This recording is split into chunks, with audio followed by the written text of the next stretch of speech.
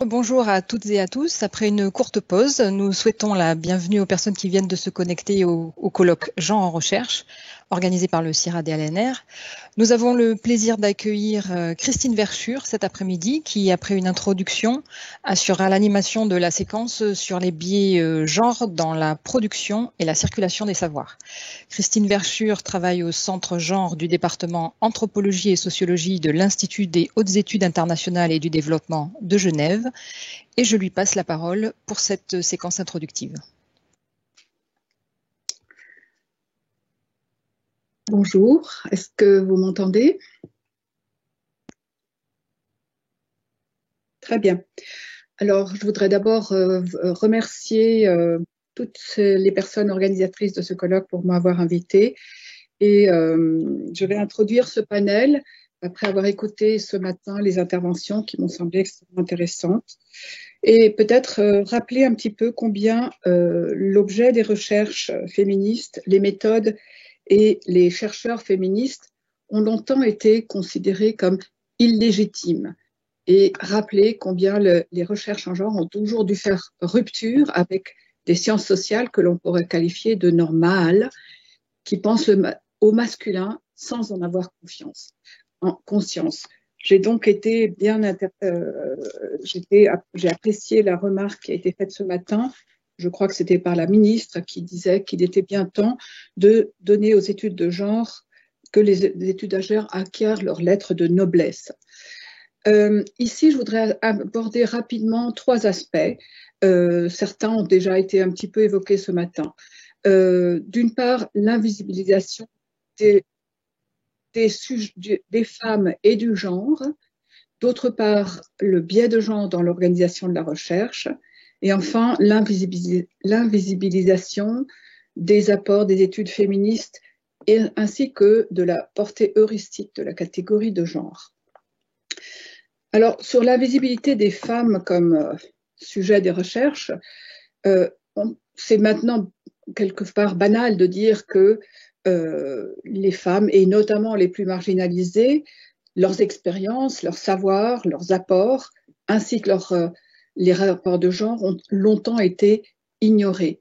Comment imaginer aujourd'hui que l'on ait pu faire des recherches sur le travail sans prendre en compte le genre, étudier le chômage, l'emploi, les salaires sans prendre en compte les inégalités entre hommes et femmes, comprendre la reproduction sociale sans considérer le travail des femmes, ou encore analyser la reproduction des inégalités scolaires en taisant les différences entre filles et garçons à l'école.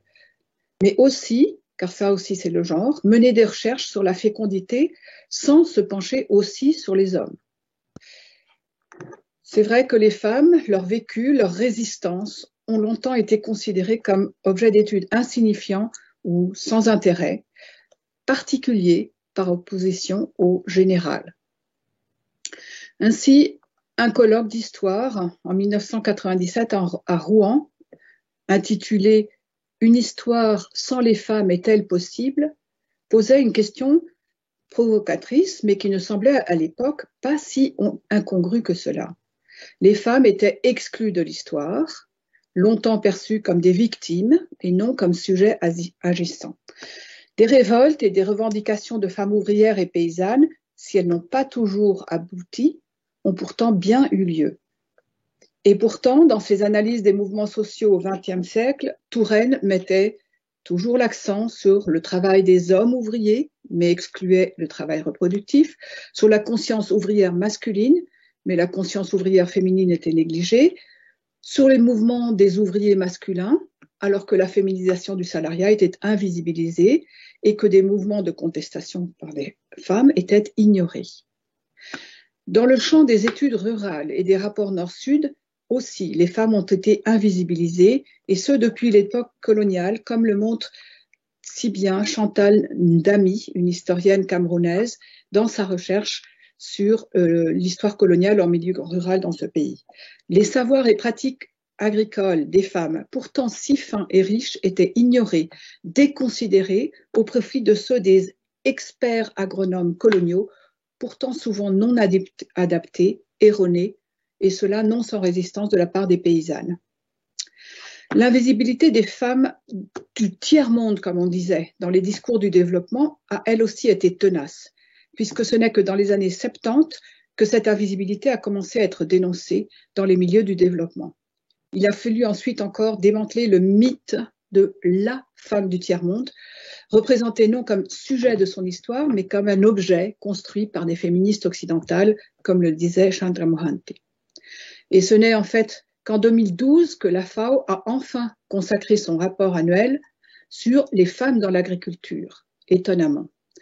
Les travaux ont confirmé la place centrale des femmes dans les systèmes de production agraire, leur contribution centrale dans la production des subsistances, leur savoir et pratiques spécifiques et très riches, comme par exemple dans le domaine de l'agroécologie ou des semences paysannes, pour ne donner que 2 exemples. De même, au BIT, la part prépondérante des spécifiques des femmes dans le secteur informel, dans le travail domestique ou en tant même que travailleuse agricole n'a été que tardivement reconnue et valorisée. Le domaine de la médecine est emblématique des aberrations où peut mener cette posture et est un des exemples significatifs de la modification radicale d'une branche de savoir par le mouvement féministe. Car oui, c'est souvent le mouvement féministe et des chercheurs qui s'affirment comme féministes qui ont fait bouger ces lignes. En effet, la recherche médicale a longtemps été principalement, voire exclusivement réalisée sur des sujets hommes, de surcroît blancs. Même les recherches de laboratoire étaient majoritairement effectuées sur des rats mâles. La recherche auprès des femmes était centrée sur certaines parties du corps féminin associées à ce qui correspond à la perpétuation des normes dominantes sur les rôles et fonctions féminines. Pourtant, le manque de données sur la santé des femmes réduit la compréhension de leurs besoins spécifiques de santé. Et des exemples de la recherche médicale aux États-Unis, par exemple, sont éloquents, comme celui d'une très importante recherche sur les effets de la prise d'aspirine sur la prévention des arrêts cardiaques, qui a porté sur 22 000 sujets, tous du genre masculin. Certaines recherches frisaient l'absurde, comme une recherche sur l'effet de l'obésité sur le cancer du sein ou de l'utérus, réalisée uniquement auprès d'hommes, car le focus portait sur les effets de certains nutriments sur le métabolisme de l'œstrogène. On peut aussi, comme je l'ai déjà mentionné, souligner l'attention quasi exclusive de la recherche contraceptive sur les méthodes de contrôle des naissances auprès des femmes, liées à la perception des femmes en tant que mères uniquement et objets sexuels des corps soumis au contrôle. En fait, ce qui est sous-jacent est l'attitude implicite que ce qui est masculin est la norme, le féminin est le reste, peu important ou seulement en rapport avec certaines fonctions spécifiques. Cela résulte forcément en informations insuffisantes et imprécises, voire erronées concernant les femmes. Mon deuxième point concerne les biais de genre dans la recherche et l'enseignement supérieur. L'effacement de la contribution des femmes à l'avancée des sciences au profit des hommes a été baptisé par l'historienne des sciences américaines Margaret Rossiter, l'effet Mathilda, dont on a parlé ce matin. Elle parodiait ce qu'un sociologue avait appelé l'effet Matthieu, en référence à l'évangile selon lequel on ne prête qu'aux riches, et qui avait montré que les grands noms scientifiques ont tendance à éclipser des acteurs moins reconnus. Margaret Rossiter affirme que cela est particulièrement marqué lorsqu'il s'agit de femmes. Ainsi cite-t-elle Trotula, une femme médecin du XIe siècle à Salerne, dont le nom a été masculinisé, son traité de médecine paraissant trop important pour être attribué à une femme. Ou encore Rosalind Franklin, dont la contribution à la découverte de la structure de l'ADN a été minimisée. On le voit aussi dans l'attribution des prix Nobel. En 2019, on comptait 863 hommes primés contre 52 femmes. Au-delà de l'effet Mathilda, c'est un véritable gaspillage, mais surtout une vision tronquée qui résulte des biais de genre dans l'organisation et la dissémination de la recherche. Au niveau des équipes, les méthodes, la légitimité et la diffusion des savoirs élaborés. Ces conditions de production et de circulation des savoirs sont traversées par des inégalités non seulement de genre, mais aussi de classe, de race, d'appartenance institutionnelle, d'origine géographique.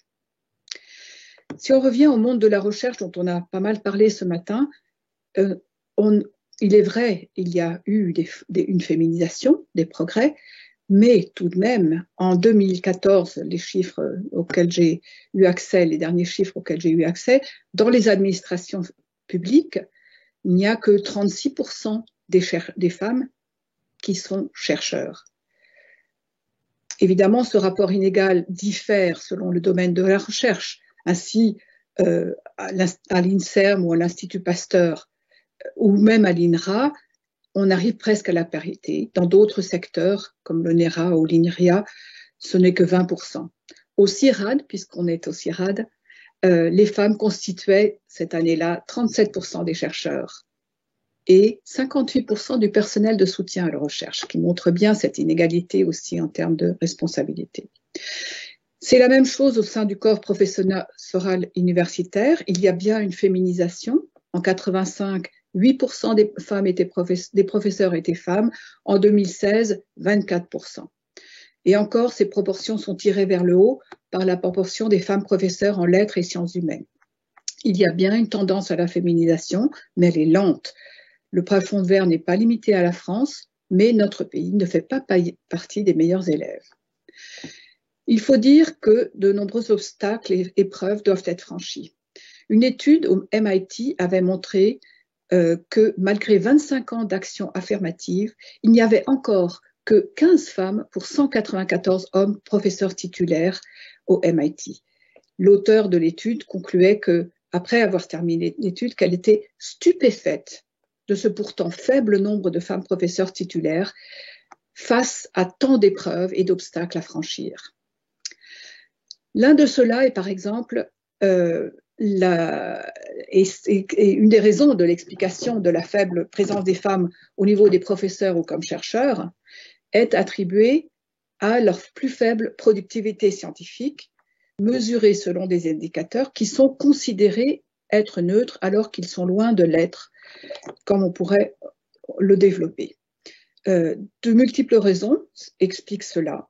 D'une part, des raisons toutes, on a parlé déjà des préjugés et des conditions de recrutement inégales selon les stéréotypes, mais il y a aussi des conditions plus matérielles, les conditions de l'emploi qui sont souvent plus avantageuses pour les hommes que pour les femmes, ce qui facilite évidemment la construction de dossiers scientifiques, les publications qui permettent d'avancer dans la carrière.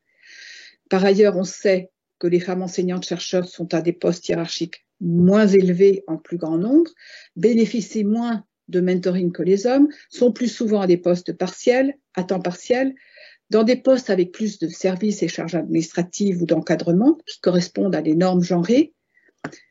La rapidité avec laquelle les personnes doivent publier et le nombre de leurs publications contribuent en fait à exclure tous les candidats et massivement les femmes qui ne travaillent pas à temps plein ou qui connaissent des interruptions de carrière, souvent dues à des congés de maternité. Les femmes, de plus, ont moins de temps disponible pour la recherche, elles obtiennent aussi moins de fonds, l'obtention des grants prestigieux est souvent caractérisée par un biais en faveur des hommes, comme le montrent certaines études. Il y a encore beaucoup d'autres éléments qu'on pourrait avancer. Mais pour finir, il faut noter aussi que même ainsi, comme une étude le montrait en Suède, pour obtenir les mêmes scores de compétences des évaluateurs, les femmes candidates devaient avoir été 2,5 fois plus productives que les hommes candidats. Par ailleurs, et on en a déjà parlé ce matin, des recherches multiples ont montré aussi combien les procédures de recrutement étaient plus favorables aux hommes. Cela résulte de divers obstacles visibles ou invisibles, comme le dit Fassa, qui arrêtent plus souvent les carrières des femmes que celles de leurs collègues masculins, comme l'autocensure, la moindre compétitivité, l'intériorisation de stéréotypes genrés. Ça découle aussi des attitudes des comités de recrutement dont on a parlé ce matin, qui mesurent le mérite et l'excellence, qui apparaissent comme justes par des indicateurs dont on sait qu'ils sont traversés par des biais de genre, mais aussi de classe, de race et autres. Nous avons vu aussi que la progression des carrières des chercheurs est genrée.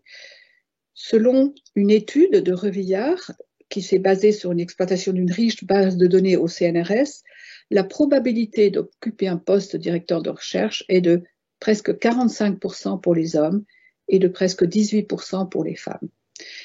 les critères dont on a parlé ce matin, certains d'entre eux, mais d'autres encore, expliquent cette inégale possibilité. L'un de ces critères est évidemment aussi ce dont on a parlé également, ce complexe d'imposteur qui fait que les femmes se sentent dans la nécessité de se prouver encore plus par plus d'activités, de publications, etc., leurs compétences, entre guillemets, avant de oser se présenter. Effectivement, et ce n'est pas limité au secteur de l'enseignement ou de la recherche académique, comme dans d'autres secteurs d'activité, des attentes stéréotypées sur les capacités des femmes leur conduisent à elles-mêmes, mais aussi aux autres, à appliquer des standards et exigences plus élevés pour les évaluer. Et cela n'a pas diminué au cours de ces dernières années. Finalement, je voulais finir par quelques mots sur la marginalisation des études de genre ou des études féministes. On sait que de manière persistante, le genre suscite encore, et encore plus dans certains pays que d'autres, je pense que la France n'en est pas exempte, des résistances, des réactions d'ennui. Elle considère les études de genre ou les études féministes continuent trop souvent d'être considérées comme non scientifiques, particulières ou entachées de passion. Or, elles sont critiques justement des études qui oublient entre guillemets, de prendre en compte les rapports sociaux de sexe et qui les amènent à produire des connaissances tronquées, partielles ou faussement générales. Les théories censées être neutres ou objectives sont en fait aveugles aux inégalités de genre et à la domination des femmes, au fait que les rapports sociaux de sexe font système et organisent l'espace social où ils surviennent. Les études féministes sont encore trop marginalisées en France, vues comme un champ d'études mineur, insignifiant, illégitime. Ces apports théoriques sont peu ou pas reconnus, ce qui se traduit aussi par des inégalités dans les citations de travaux féministes ou de références à des auteurs féminines, à l'occultation de travaux collectifs, souvent priorisés dans les études féministes, voire même à l'appropriation de nombreux acquis de la recherche féministe.